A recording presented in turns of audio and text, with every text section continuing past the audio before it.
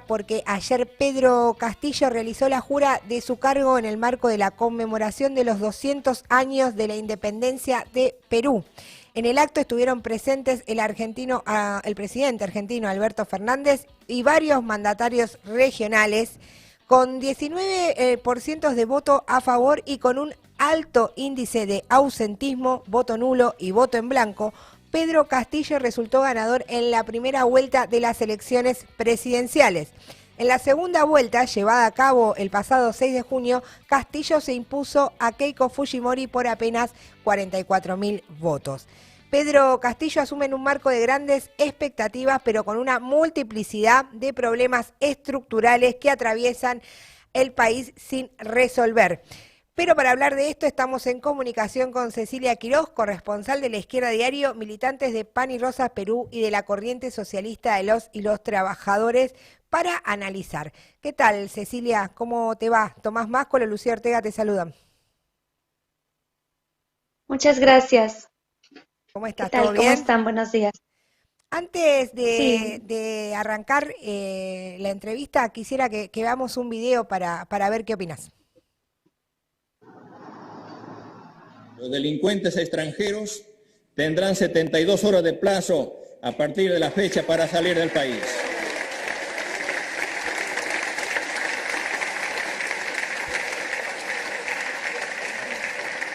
Finalmente, los jóvenes que no estudian ni trabajan deberán acudir al servicio militar. Bueno, Cecilia, ahí estábamos escuchando a Castillo. ¿Qué análisis haces de esta medida que propuso hacia la juventud? bueno, lo primero cuando señala que va a expulsar, entre comillas, delincuentes, se refiere a la población venezolana que llegó mayoritariamente en estos 3 últimos años al país producto de la crisis que se vive en Venezuela y que desde sectores de la ultraderecha, de los medios de comunicación, se lo pretende responsabilizar de la profunda crisis social, económica, el desempleo que existe, cuando sabemos que estos problemas tienen mucha más anterioridad incluso que la llegada, pero sin embargo ese tipo de discursos se empalman con la mayoría de la población y es por eso que Pedro Castillo lo señaló ayer y lo había señalado también en primera vuelta y hacia el balotaje. Lo otro es que lo del servicio militar obligatorio fue hasta Fujimori cuando producto de diversas movilizaciones, sobre todo en el sur del país, se tiró abajo esa política. Ollanta Humala lo intentó nuevamente poner sobre la mesa, pero producto de las movilizaciones y la oposición que se generó, retrocedió. Sin embargo, ahora Castillo viene a retomar esa medida, esa política que no ataca obviamente el fondo de la crisis por la que atraviesa la juventud, no nos dice por qué no puede estudiar, no nos dice por qué no puede trabajar, sin embargo toma una medida como esas que, como digo, por un sector de la población también son aceptadas. Cecilia, más de conjunto, ¿no? Escuchando el discurso de ayer, ¿qué se puede ver del rumbo, ¿no? Que busca darle en este primer momento del gobierno de Pedro Castillo? En un primer momento busca a través de diversas medidas seguir empalmando con sus votantes que tienen grandes expectativas, porque recordemos que lo votan sobre todo de las regiones más pobres del país, que más padecen la crisis económica, sanitaria, y por otro lado también tiene un discurso que busca seguir dando tranquilidad al gran empresariado nacional y extranjero, ¿no? El discurso de ayer es consecuencia también de las distintas posiciones que vino tomando de cara hacia el balotaje, donde dejó claro, ¿no? Que el cuestionamiento que hizo al modelo neoliberal con algunas medidas en la primera vuelta, eso quedaba en la primera vuelta, ¿no? Entonces, porque en la segunda vuelta firman lo que se conoce como la proclama ciudadana, que es donde se compromete a respetar la Constitución, el marco legal, el Estado de Derecho, etcétera, y que los cambios que va a proponer van a ser dentro de ese marco, ¿no? Otro hecho que nos parece importante señalar es cuando pide al actual presidente del BCR, un ultraneoliberal, a que se mantenga en el puesto, a fin de dar tranquilidad, obviamente, a los grandes bancos, a los grandes monopolios. Y ayer también lo rectificó en su discurso, diciendo que no va a afectar la propiedad privada o que la propiedad privada es producto del esfuerzo, ¿no?, individual de esos empresarios. Entonces, lo que busca, hemos visto, Pedro Castillo, es tener un gobierno de unidad nacional donde concilien, obviamente, los intereses del empresariado con algunas demandas de los sectores populares. Bien, estamos entrevistando a Cecilia Quirós, que es corresponsal Izquierda Diario en Perú y militante de PAN y Rosas y de la Corriente Socialista de las y los Trabajadores. Cecilia, recién comentabas, ¿no?, la defensa de la propiedad privada de Pedro Castillo. También dijo ayer, no pretendemos ni remotamente estatizar ninguna economía, un poco alejándose, ¿no?,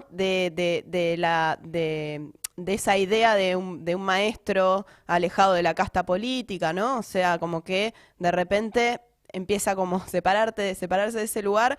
¿En qué sectores pensás que se va a apoyar Pedro Castillo para gobernar? Él busca sostenerse, ¿no?, en los diversos partidos políticos, no solamente la izquierda reformista, como el Frente Amplio, como Juntos por el Perú, como el Nuevo Perú, sino también en el conjunto de la derecha, como por ejemplo el Partido Morado, Somos Perú, del expresidente Vizcarra, y otras fuerzas, ¿no? Incluso Alianza para el Progreso de Acuña y otros partidos con los cuales se vino reuniendo, ¿no? Entonces, y a los cuales él ha seguido llamando a construir un gobierno de unidad nacional por el bien de todos los peruanos, ¿no? Claro. Entonces, incluso una de las demandas que él enarboló, podemos decir, en la primera vuelta, fue el cambio de constitución, ¿no?, a través de una asamblea constituyente, aunque obviamente nunca desarrolló cómo llevaría adelante esta asamblea constituyente. Sin embargo, ayer dejó claro cómo iba a ser esa asamblea constituyente en el remoto caso que el Congreso se lo aplique.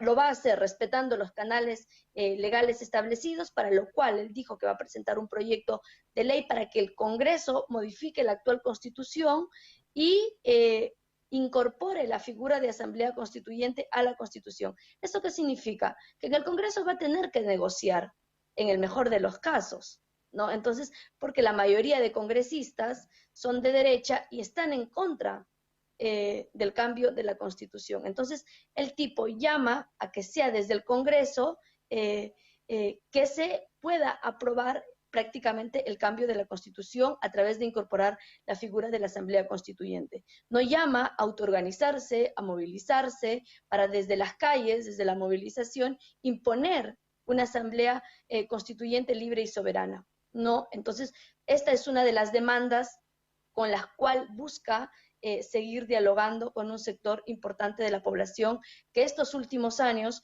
en grandes movilizaciones, ¿no?, más recientemente lo que fue en noviembre, puso sobre la mesa la discusión de cambiar la Constitución a través de una asamblea constituyente. Ahora, Cecilia, una última pregunta, y corregime vos. Si no entiendo mal, Pedro Castillo también toma varias de las agendas de la derecha, por ejemplo, en contra del derecho al aborto, en contra de las diversidades sexuales. Eso, digamos, en el marco de una reforma de la Constitución, también, ¿no?, entraría más cediendo a esa agenda de la derecha. Sí, efectivamente, ¿no? Hacia la primera vuelta tú desarrolló un discurso, podemos decir, más antimovimiento de mujeres, más antidisidencia sexual, pero sin embargo hacia la segunda vuelta buscó moderar ese discurso.